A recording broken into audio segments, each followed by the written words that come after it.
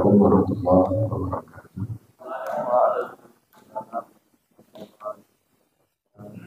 Alhamdulillah, nahmaduhu wa nasta'inuhu wa nastaghfiruh wa na'udzu billahi min shururi anfusina wa min sayyiati a'malina. May yahdihillahu fala mudilla lahu wa may yudlil fala hadiya lahu. Asyhadu an la ilaha illallah wa asyhadu anna Muhammadar Rasulullah. Allahumma shalli ala Muhammad wa ala alihi. Inna Allah la yaghfiru an yushrika bihi wa yaghfiru ma duna dzalika liman yasha'. Sallallahu alaihi wasallam. Alhamdulillah, segala puji dan syukur kita kepada Allah di kesempatan pada malam hari ini setelah sholat isya, kita sama-sama Allah izinkan kembali duduk bermajelis ilmu di masjid Bagus Alam ini. Maka kita berharap dalam pertemuan malam hari ini Allah memberikan kita banyak hikmah, pemahaman, dan dengan hikmah baik pemahaman itu Allah pun memberikan jalan keridhaan kepada kita semuanya. Amin. Salawat dan salam junjungan kita pada Nabi Muhammad Rasulullah Sallallahu Alaihi Wasallam. Allahumma shalli wa sallim wa barik alaihi. Sekiranya kita yang senantiasa berselawat kepada beliau kelak hari akhir nanti dan bisa meraih syafaatnya. Amin. Baik Bapak Ibu yang kami muliakan, pertemuan kemarin kita membahas tentang bahayanya dosa syirik. Yang sama seperti saya sampaikan sebelumnya, banyak sekali di antara kita, di lingkungan kita, atau boleh jadi kita sendiri masih bingung syirik itu apa. Sedangkan sama-sama kita ada bahas kemarin, syirik itu terbagi menjadi 3. Yang pertama syirkul akbar, syirkul asghar, yang ketiga adalah syirkul khafiyah. Syirik besar, yang kedua syirik kecil, yang ketiga adalah syirik samar-samar. Syirik besar terbagi menjadi 5. Kalau masih ingat kan? Apa aja itu? Syirik besar terbagi menjadi 5. Syirik besar, siapapun yang melakukan 5 ini, salah satunya aja, maka risiko terburuknya adalah matinya kafir. Ya. Dia meninggal, ya, dimandikan, disolatkan, bahkan didoakan kaum muslimin, bahkan dikuburkan di kuburan muslim. Kalau secara zahir, secara tampak, dia mati dalam keadaan Islam. Tapi, ada tapinya. Tapi selama dia masih berpegang dengan 5 ini, salah satunya dari syirik besar ini, maka orang tersebut, kalau dia tidak bertobat kepada Allah, maka risiko terburuknya adalah kekal di nerakanya. Bahkan ada sebagian ulama berpendapat orang yang melakukan syirik besar batal syahadatnya. Serem gak nih? Ya. Apa yang 5 itu? Kemarin kita bahas, saya mengulas sedikit. Yang 5 itu pertama adalah perdukunan. Jangan main-main ya Bapak Ibu. Melakukan perdukunan itu masuk kategori syirik besar.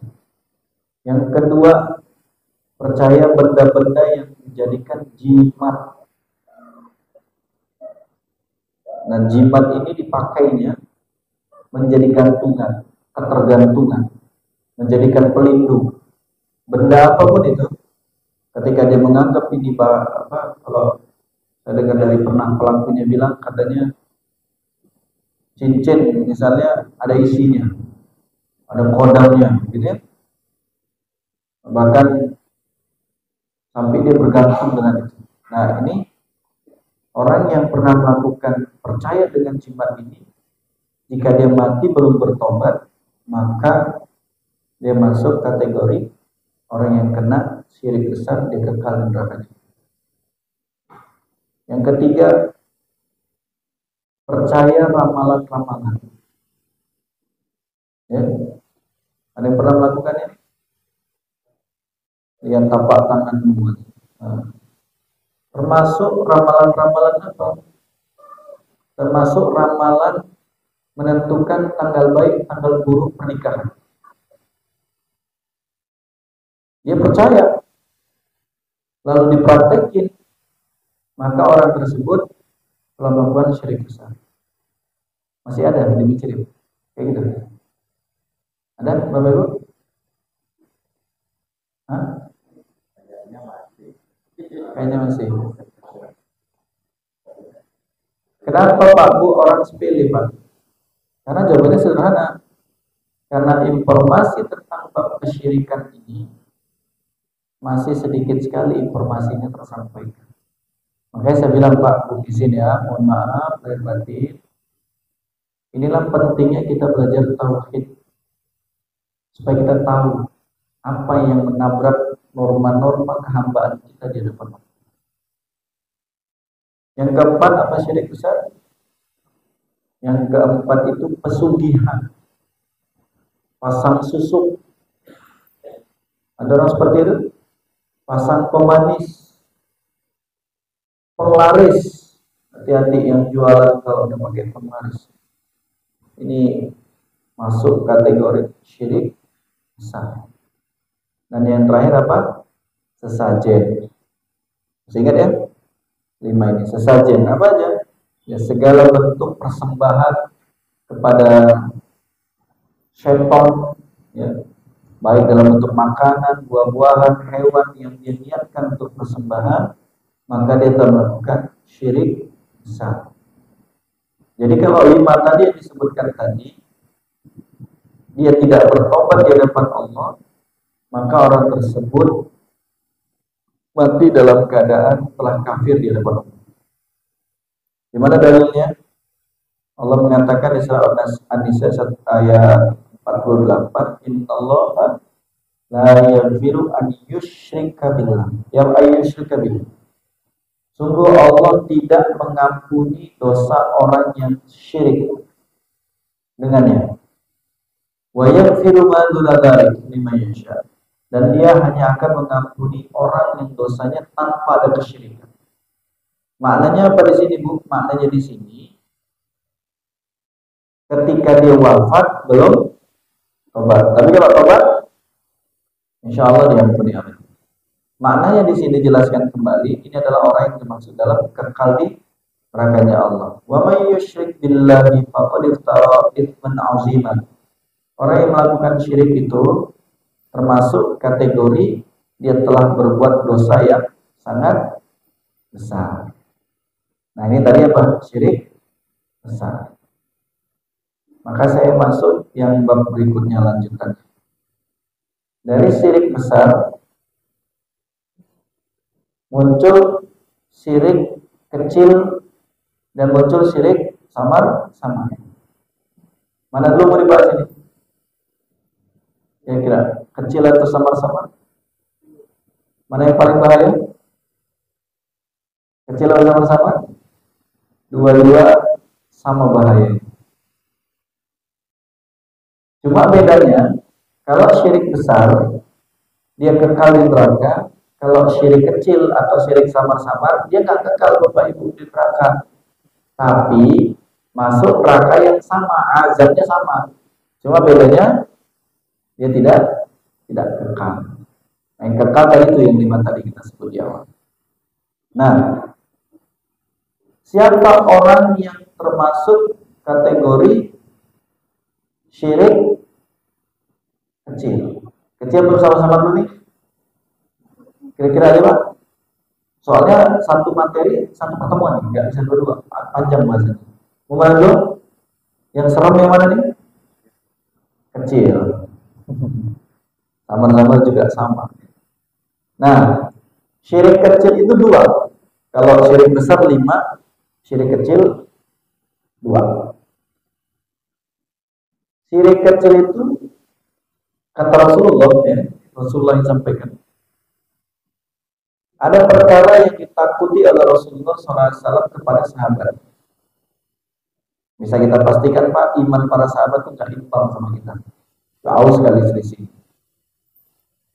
Mungkin kita 10% aja berpaten kali Pak. Tapi tetap Rasulullah ada keraguan di situ. Ragunya bukan ragu dengan imannya, tapi ragu terjebaknya. Kata Rasulullah SAW, ada perkara yang aku takutkan menimpa kalian. Masalah adu. Bertanya mereka semua kepada Rasulullah, apa yang kau masuk ya Rasulullah? Maka Rasulullah mengatakan asyirkul asghar. Syirik yang paling kecil. Lalu bertanya kan semua, siapa yang kau maksud ini ya Rasulullah? Orang-orang yang kena syirik kecil. Maka Rasulullah mengatakan dengan satu kata, ar-riya. Apa? Apa riya bahasa Arabnya? Riya. Apa riya ini? Riya ini melakukan amalan, tapi niatnya ini dia melakukan amalan, niatnya ke Allah, tapi cari pahalanya dari pandangan manusia. Apa namanya ini? Riya, pamer. Dia sholat di bangku. Sholatnya kemana niatnya? Lillahi ta'ala. Tapi ada rasa ingin dipuji. Bahkan dia sibuk mencari-cari pujian. Nah, kira-kira Bapak Ibu, kalau syirik kecil ini banyak kena sama orang beramal atau sama orang yang beramal? Mana yang banyak kena? Sama orang yang beramal, Pak. Hati-hati di bab ini. Saya kasih contohnya gini. Bapak Ibu, kalau melakukan sebuah amalan, ya, melakukan sebuah amalan, kalau benar ikhlas karena Allah, ya, kira-kira kecewa nggak kalau dihina manusia? Marah nggak? Marah. Bapak sholat, beramal nih bagus. Bapak Ibu beramal. Tapi dia orang, marah nggak? Marah. Tuh, ini mana orangnya semua saya tanya. Marah, Bapak Ibu marah? Marah. Namanya aja marah. Tapi Bapak niatnya ikhlas karena Allah. Pertanyaannya, kenapa marah? Oke, namanya manusia. Oke, saya mau maklum dengan manusia. Tapi kalau kita lihat jauh ke dalam hati kita, ketika kita sudah berniat ikhlas karena Allah, penting nggak Pak Bu penilaian orang? Penting? Enggak. Urusan ibadah, urusan kita sama Allah, nggak ada urusan kita dengan pandangan manusia. Makanya Rasulullah itu menakutkan orang yang beramal tapi justru kepleset, ingin dapat penilaian manusia. Itu disebut dengan apa? Riya. Nah, sekarang saya nggak usah jauh-jauh aja lah. Kita kan sholat tadi kan. Saya jadi imam. Bapak Ibu jadi makmum. Kira-kira yang gampang yang kena riya, imam atau makmum? Imam. Kenapa? Iya pas, benar. Izin Pak. Dulu guru saya berpesan, kalau kau jadi imam, baguskan bacaanmu, bukan dibagus-bagusin. Bisa dicerna kalimat itu Pak? Bisa? Baguskan bacaanmu, bukan bagus-bagusin. Kalau dibagus-bagusin artinya apa? Ingin terlihat bagus, ingin terdengar bagus. Kalau sudah ingin terdengar bagus, berarti ingin terdengar dari siapa? Nah, secara nggak langsung kena di sini. Apalagi kalau sampai nanti makmumnya udah puji Pak di luar. Oh, Pak Imam mantap kali bacaannya, senang sekali kami. Apa ada di sini? Wow, udah kena. Halus ini Pak. Jadi ya, makanya ya alhamdulillah izin Allah karena ada tahu ilmunya. Kemanapun saya jadi imam ya udah apa adanya aja. Nggak usah ngoyo, nggak usah lebay bahasa, gitu ya. Jadi sedekah, bagus nggak ya sedekah? Bagus. Tapi yang niat di sini Pak, supaya apa? Supaya dilihat orang kalau kita itu dermawan. Makanya ada 3 golongan orang yang masuk neraka duluan. Siapa mereka? 3 golongan ini. Golongan pertama orang yang masuk neraka duluan adalah orang yang berjihad di jalan Allah. Ini jangan salah kaprah ya. Kalau berjihad di jalan Allah, dia berperang mati di jalan Allah. Tapi tiba-tiba dihisab sama Allah di yaumil akhir. Ya Allah, aku sudah berjihad mati di jalan-Mu. Tapi apa kata Allah? Malaikat seret dia. Kemana? Ke nerakanya Allah. Loh kok bisa? Karena alasannya sederhana. Saat dia melakukan jihad itu, ya, saya melakukan jihad itu, ternyata niatnya apa? Ingin dianggap syuhada, ingin dianggap pahlawan, dan anggapan ini bergeser ke manusia, maka orang tersebut sekalipun dia mati di jalan Allah, maka orang tersebut sudah melakukan keriaan di hadapan Allah. Yang kedua, siapa yang mati masuk neraka duluan? Yang kedua adalah orang yang rajin sedekah. Loh kok bisa? Orang yang rajin sedekah ini Pak, kok bisa masuk neraka duluan?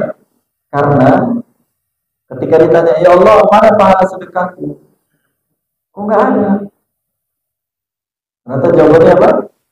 Iya, kau sedekah, berbagi, habis uangmu, habis hartamu untuk sedekah, tapi terselip dalam hatimu agar orang tahu kau dermawan, agar orang tahu kau hebat, agar orang tahu kau mampu.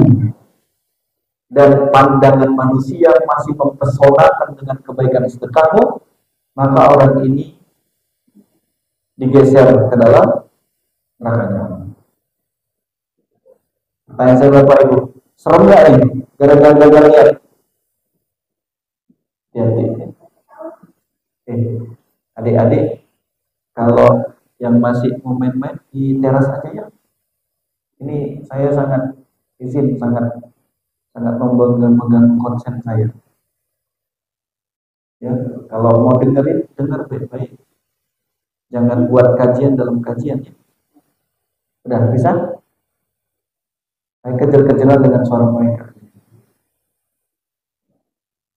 Ya, oke ya. Adik-adik udah tahu suaranya, jangan ada suara lagi ya. Oke. Baik. Tadi yang pertama yang diseret ke nerakanya Allah, orang yang berjihad di jalan Allah. Yang kedua, orang yang rajin dekat. Nah, yang ketiga, siapa orang yang diseret ke dalam nerakanya Allah? Yang ketiga adalah ustadz. Tahu ustadz? Siapa itu?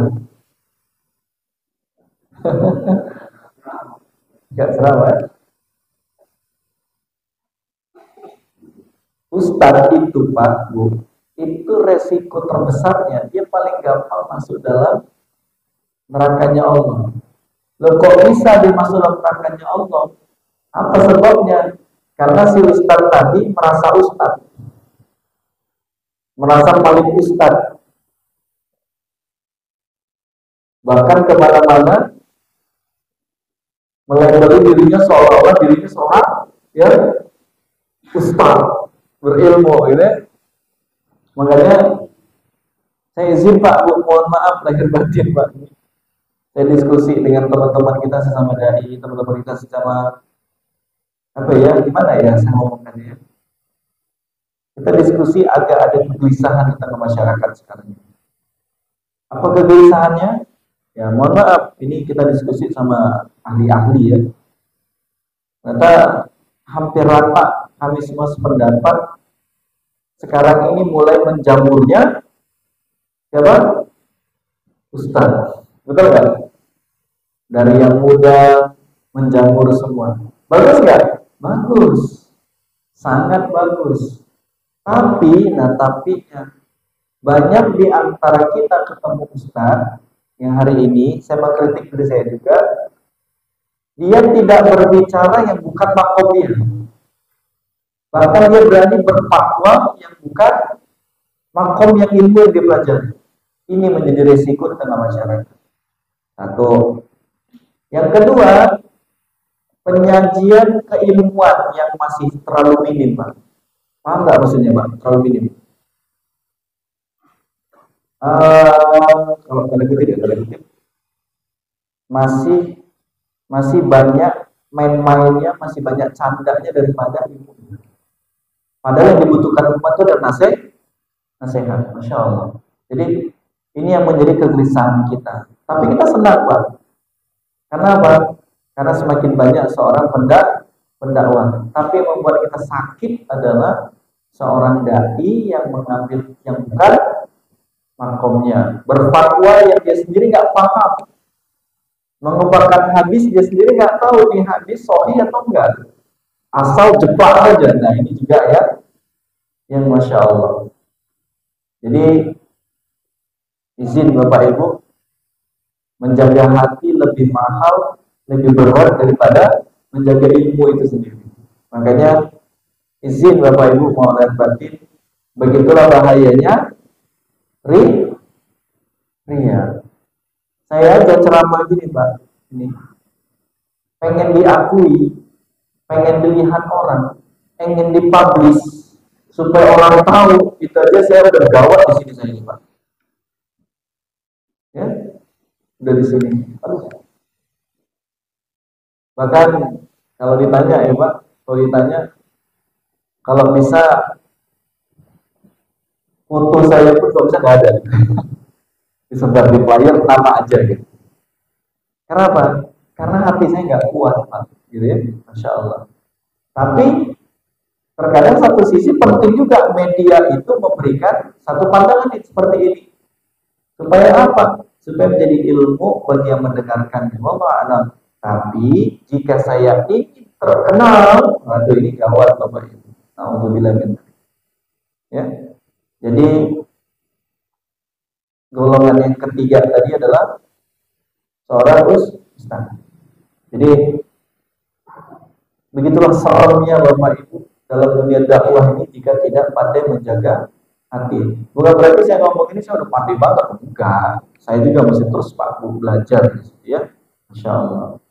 Nah, berarti kalau kita sekarang ini memahami bahwa syirik kecil ria itu adalah syirik kecil, berarti bisa kita simpulkan siapapun yang beramal, kalau niatnya masih ingin dilihat orang, ingin diakuin orang, masih terpesona dengan pujian orang, maka yang pertama sekali diperiksa adalah batin kita.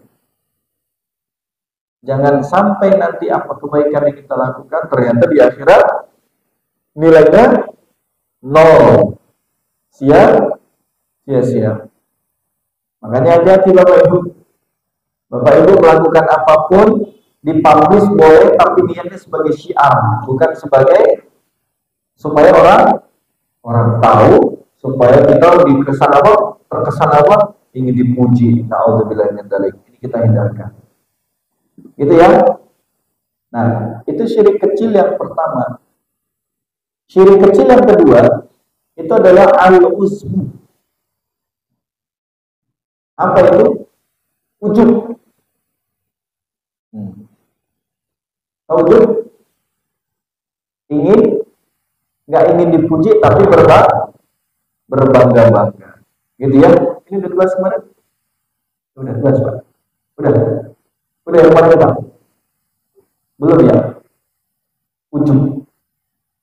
Apa ciri-ciri ujub? Dia nggak ingin publish, tapi berpuas diri di sini sampai akhirnya menunjukkan kebanggaan pada dirinya. Saya ngasih contoh ya. Salat tahajud sendirian di rumah, di kamar, gak ada yang tahu, bisa nggak jadi ria? Bisa? Ria? Gimana caranya ria? Sendirian di kamar, gak ada yang tahu, bisa ria nggak? Bisa. Caranya? Hah? Tiba-tiba pagi hari buat status. Alhamdulillah udah bisa tahajud hari ini. Nah, ria kalau nggak kuat kena dia nih Pak. Atau semua grup dikirim salam selamat bertahajud. Kalau udah di grup WA mana ada yang baca itu Pak tengah malam? Ya, terkadang kita ini pingin ramah tapi berlebihan. Ya. Nah itu nih ria. Jadi kalau Bapak Ibu sholat tahajud sendirian, nggak ada yang melihat, tapi nggak dipublish, bisa lihat nggak? Nggak dipublish, bisa lihat? Nggak. Karena apa? Tidak ada yang nggak ada yang tahu. Tapi ya ini tapi kalau iblis atau setan tidak berhasil membuat kita menjadi ria dengan amalan kebaikan kita, maka iblis menggantinya dengan cara yang lebih halus. Dibuat apa? Dibuat ujub. Apa ujub itu? Berbangga. Contohnya apa? Ketika dia tahajud sendirian di rumah, gak ada yang tahu, baru takbir Pak. Allahu Akbar. Baru takbir. Tiba-tiba apa bisikan di telinganya? Mantap lah. Berasa di kampung ini cuma kau yang tahajud. Bangga di sini Pak. Ini Pak tidak ria, tapi resikonya apa? Bangga tahajud. Contoh lagi, nyumbang ke masjid bagus salam. Nyumbang. Boleh nggak Pak Bu kalau nyumbang ditulis namanya di papan tulis? Boleh? Sangat boleh. Sebagai apa? Motivasi buat orang lain. Si bulan nyumbang, nggak mau kalah lagi, ikutlah nyumbang. Tapi boleh nggak Pak? Kalau nyumbang tulisannya hamba Allah. Ayo Bapak Ibu paling sering nyumbang, tulis nama hamba Allah. Tipis. Ditanya sama Pak Aris, mau tulis siapa Pak? Dah, hamba Allah aja. Boleh? Boleh. Yang penting yuk. Yang nggak boleh itu nama nggak ada, hamba Allah nggak ada, malah sentimen sama yang nyumbang. Yang nggak nyumbang malah sentimen sama yang nyumbang. Ada rianya itu. Nah ini kena. Nah, tapi jadi persoalan di sini, Pak.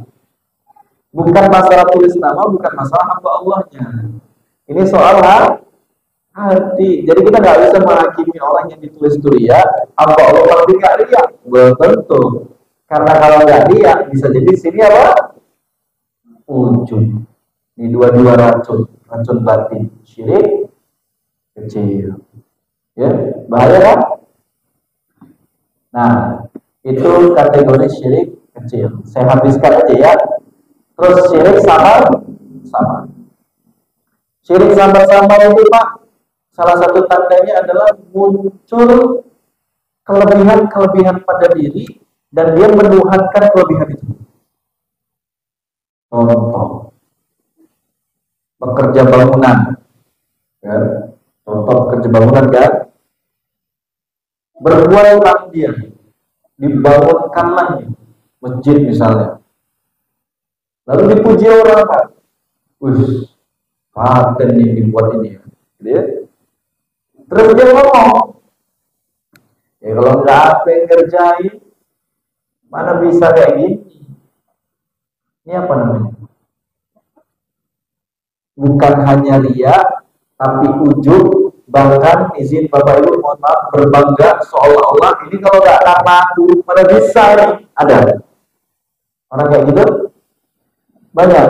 Inilah orang yang sombong dan yang kategorinya syirik sama merasa keilmuannya, merasa apalagi kalau ada orang kan menganggap kehebatan dirinya, apalagi menganggap dirinya merasa dibutuhkan. Nah, ini juga bahaya itu. Kalau nggak ada aku pada jalan itu, nah, kena nih. Maka apa yang muncul di sini rasanya ria iya, bangga juga iya, dan perbuatan yang paling buruk adalah ketika dia sudah mulai berbangga dengan dosanya. Ini saya pernah dengar langsung, Pak. Ada dua anak muda minum tua, beli seteko, baru habis setengah teko, masuk uang ini, yuk, kenapa tua? Kalau lain habis berapa? Setengah uang, udah bagi dua kali. Apa kata uang itu? Alam, kalau baru setengah bagi dua aja, udah mampu. Wah, dulu masih muda seteko bantai sendiri. Ini berarti sudah ngapain? Bangga dengan dosa. Orang yang seperti ini paling gampang tak makan obat itu. Harusnya dosa itu aib ditutupi sama dia malah diumbar, dibangga-banggakan. Alhamdulillah min dzalik. Makanya izin Pak di kesempatan ini saya ingin ngajak kita semua berhati-hati dengan syirik sama. Nah, apalagi syirik sama. Contoh bergantung kepada makhluk. Pak, sekarang saya tanya, dokter mampu nggak nyembuhin orang sakit? Ayo, mampu? Nah, itu izin Allah, beda lagi, Pak. Nah, sekarang saya tanya, dokter mampu nggak nyembuhin? Dokter Allah enggak. Kenapa enggak mampu? Karena dokter itu hanya asbab. Dokter itu wasilah, bukan penentu. Maka dokter tidak pernah menjamin kesembuhan, tapi mereka hanya mengupayakan. Kapan Pak dokter ini kena syirik samar-samar, kita kena syirik samar-samar ketika udah mulai ngomongin. Aku kalau nggak berobat sama dokter itu nggak sembuh rasa. Kenapa? Berarti dia telah bersyirik dengan seorang dokter. Nah, lagi saya tanya, Bapak Ibu, obat mampu nggak menyembuhkan?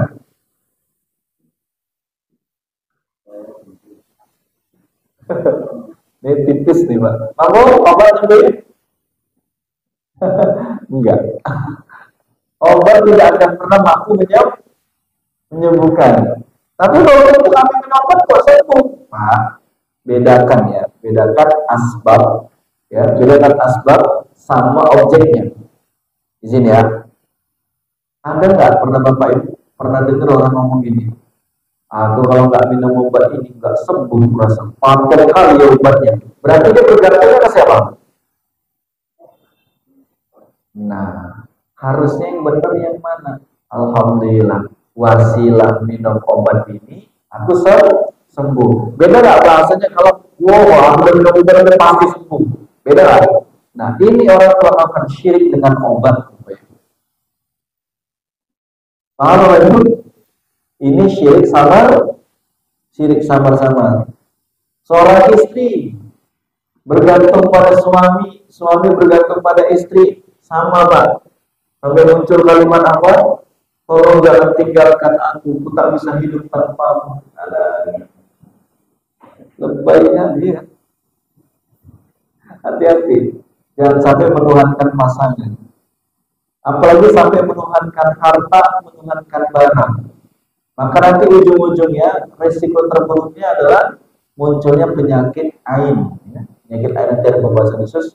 Tapi yang paling intinya adalah jangan sampai apa-apa yang ada di hadapan kita, sekeliling kita menjadi Tuhan tersendiri dalam hidup kita.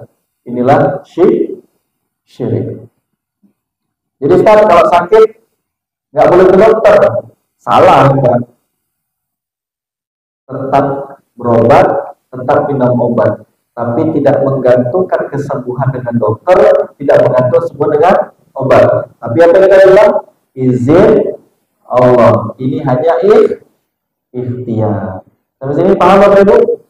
Agar kita tidak menuhankan sesuatu dalam bentuk apa? Dalam bentuk yang tadi.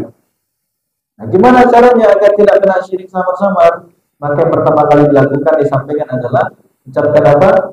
Izin Allah. Lagi-lagi dengan izin Allah, qadarullah, Pak, hebat ya Pak bisa buat kayak gini. Alhamdulillah, izin Allah. Wah, langsung kita, oh iya lah, berapa tahun udah mainkan ini ya? Ini hantu nih Pak, sombong ini. Ada orang yang gitu? Ada. Tengok nanti ya, tengok ya. Kalau nggak ada aku, malu jalan. Ini telah dia menuhankan dirinya sendiri, menuhankan keahlian, menuhankan kemampuan. Dia lupa menyandarkan semuanya atas izin Allah. Itu ya Bapak Ibu. Itulah tadi syirik sama. Jadi apa intinya? Intinya adalah agar kita tidak kena syirik, maka satu, bergantunglah hanya kepada Allah. Kalaupun kita mau melakukan ikhtiar, melakukan asbab sebab akibat, maka letakkanlah hasilnya karena Allah, bukan karena kehebatan ikhtiar kita. Kalau dipuji jangan terpesona, jangan mudah terpesona. Kalau dicaci jangan mudah rendah diri, biasa aja. Karena mulut manusia ini kalau lagi sur baik, kalau tak sur bisa dicaci kita, betul kan? Jadi jangan terlalu percaya dengan pujian manusia. Kenapa? Karena biasanya pujian manusia itu hanya mengatakan apa yang dia senangi.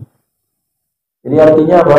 Ya udah, lepasin aja. Kalau dipuji tidak mau lalu awal meninggi, dicaci tidak juga merasa hina, biasa aja.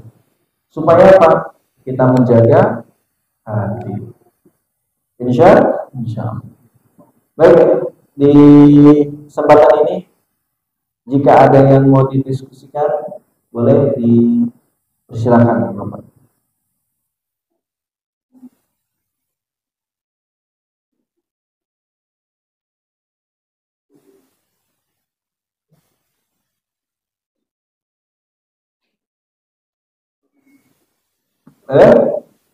Ya Pak. Assalamualaikum.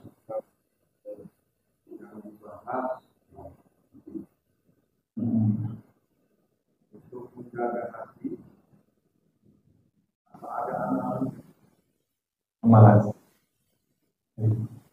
Itu aja. Baik. Kalau ditanya Pak, Allah ini membolak-balik hati kita. Kadang dibuat senang, kadang dibuat sedih, kadang dibuat suka, kadang dibuat tidak suka. Tapi dalam kondisi yang sama, kita juga diuji dengan pandangan manusia. Kadang kita dipuji, terpleset Pak, merasa bangga.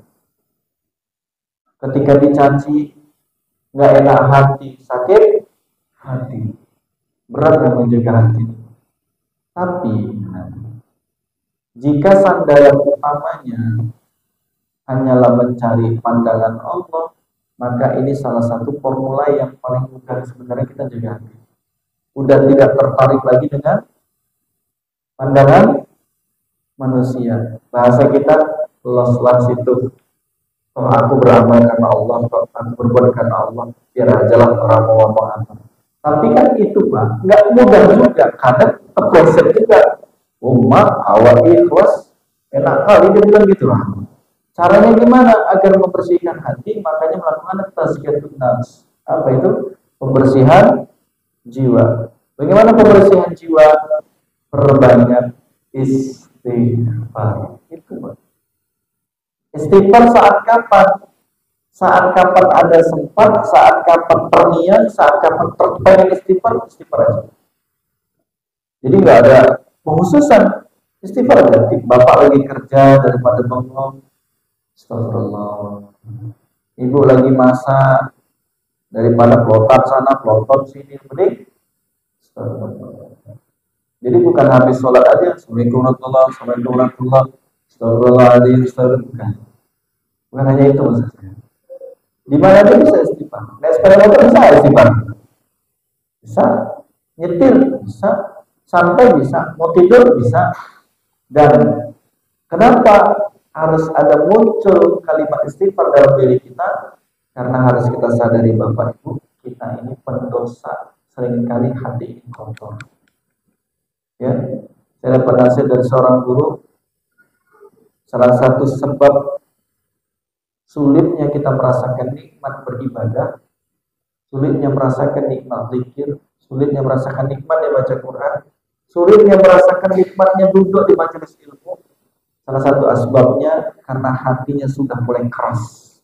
Dan kerasnya hati disebabkan karena ada kemaksiatan di dalamnya. Yang kedua, ada kezoliman di dalamnya. Zolimnya pada siapa? Baik pada orang lain maupun pada dirinya sendiri. Dan yang terakhir, ada kedengkian, racun Pak. Jadi tazkiyatun nafs, buang semua penyakit itu. Bagaimana cara buangnya? Istighfar. Bila apa? Astagfirullah. Rasa di sini ya. Jadi itu salah satunya Pak. Kalau ditanya, tidak ada amalan khusus sih. Cuma rajin-rajinlah istighfar. Karena apa? Kita ini pendosa. Itu ya. Baik, lagi Bapak Ibu? Silakan kalau ada.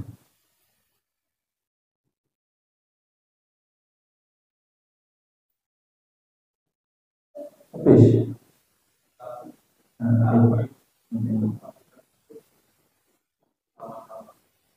Iya, kopi itu bahasa Arab, Pak. Iya, kopi itu kan tersembunyi, Pak. Ya, cuma saya membahasakannya samar-samar. Makanya kopi itu, tersembunyi itu juga bisa masuk munculnya penyakit-penyakit hati. Salah satunya apa? Mulai ada kebanggaan, mulai ada ria, mulai ada seolah-olah harus aku, keakuan. Ini syirik. Makanya orang sombong itu Pak, dia sebenarnya telah melakukan syirik kopi. Karena merasa dirinya yang hebat. Wah, kalau ada aku, aku belum tahu kalau aku siapa. Ada orang yang gitu. Ini kan ada kopi. Samar atau tersembunyi. Itu bahasa Arab. Kopi tersembunyi. Gitu ya Pak. Jadi samar, tersembunyi, samar-samar itu sama. Gitu. Lagi?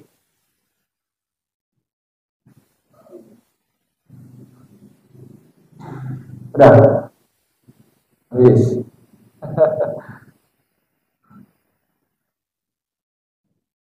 Nah, Pak Aris. Bisa? Yuk. Kalau nggak ada yang tanya lagi. Kalau sudah cukup, masih ada yang kurang atau Pak? Masih panjang waktu. Hah? Iya. Kuncinya itu sih.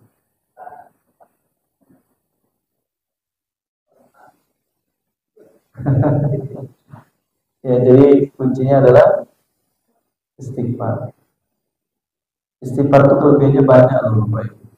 Salah satunya pasti ya mengejar ampunan Allah. Yang kedua menenangkan jiwa. Yang ketiga istighfar itu melembutkan hati. Yang keempat itu istighfar akan muncul rasa kedekatan hati sama Allah. Tapi mohon maaf ya, istighfar yang benar ya. Bukan istighfaran. Ada juga orang istighfaran. Apa istighfarannya maksudnya? Ucap istighfarnya kayak sambil ngerepet. Astagfirullah. Ada? Ini istighfar bukan? Ini hanya nyebut tapi dia sebenarnya tidak sedang beristighfar. Dokollah, astagfirullah, gitu.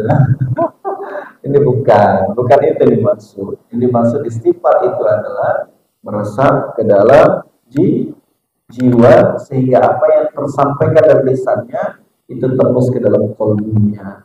Astagfirullah. Sama Pak di habis sholat. Karena salah ya. Assalamualaikum warahmatullahi wabarakatuh. Assalamualaikum warahmatullahi wabarakatuh. Pernah nggak jumpa orang istighfar kayak gini?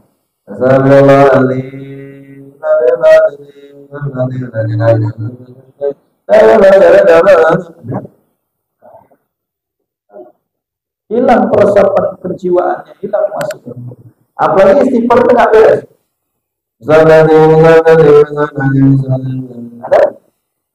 Ada lagi istighfarnya nggak beresnya Pak.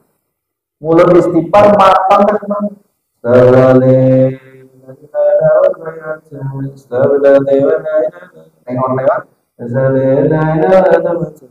Ada?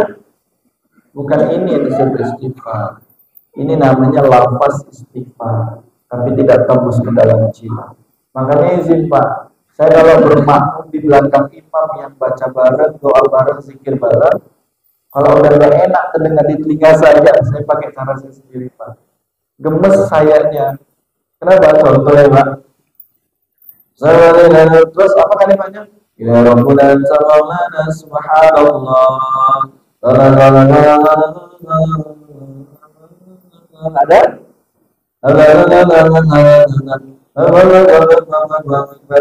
Aduh.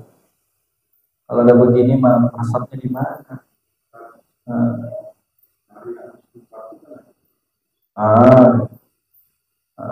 Ruh, namanya ruh istighfar.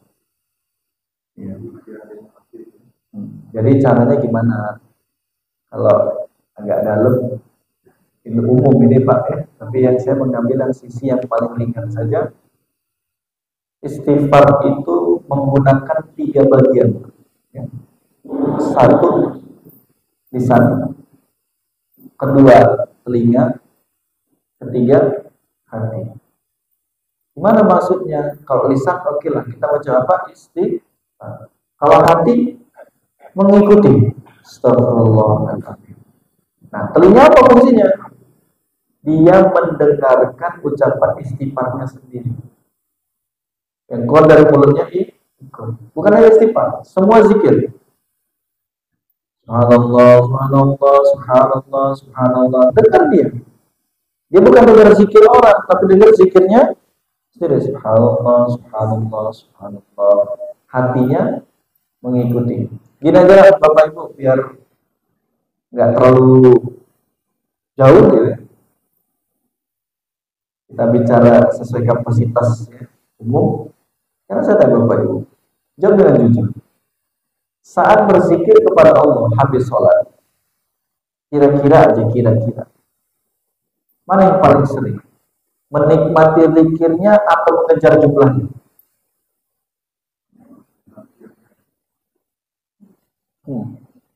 Ayo, menikmati atau mengejar?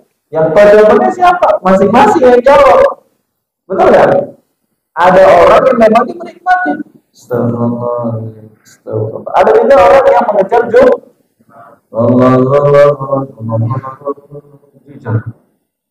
Gitu ya. Tapi rumus dari zikir, istighfar maupun apapun disebutkan itu sebenarnya melibatkan 3 hal tadi: lisan, hati, telinga, yang pada konsepnya adalah membangun rasa kesungguhan ketika menyebut nama Allah. Sama Pak kayak disuruh takbir. Takbir, Allahu Akbar. Kan ada orang yang memang dari jiwanya Pak mendidih dalamnya Allahu Akbar. Tapi ada juga takbir, Allahu Akbar. Takbir, Allahu Akbar. Ada kan? Cuma nyebut Allahu Akbar, nggak ada di jiwanya. Hanya ngerame-ramein. Ngerame nggak apa-apa, jadilah itu Pak. Tapi sebenarnya bukan itu, tapi di sini. Makanya kalau kita meresapinya Pak, akan membangun rasa kedekatan dengan yang disebut.